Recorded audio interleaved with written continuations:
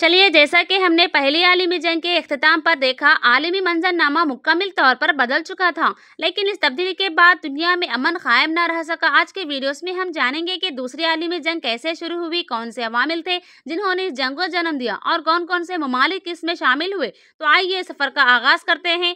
पहली आलमी जंग के बाद दुनिया सुकून में न आ सकी। जर्मनी में एडोल्फ हिटलर की नाजी पार्टी ने ताकत संभाली और यूरोप पर हुक्मरानी के ख्वाब देखने लगी।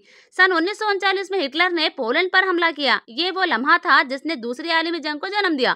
बरतानिया और फ्रांस ने फौरन जर्मनी के खिलाफ ऐलान जंग कर दिया। अगले ही साल 1940 में जर्मनी ने शानदार कामयाबियां हासिल करते हुए डेनमार्क, नॉर्वे, बेल्जियम और फ्रांस पर कब्जा कर लिया। इटली भी जर्मनी का इत्तेहादी बन गया, लेकिन बरतानिया पर जर्मन फिजाई हमले नाकाम हुए और बरतानिया जर्मनी के हमलों का डटकर मुकाबला किया। तो ये था आज का हिस्सा। उम्मीद है कि आपको दूसरी आलमी जंग के इब्तदाई वाक़ा समझ आए होंगे। अगले वीडियोस में हम 1941 से आगे के वाक़ात पर बात करेंगे।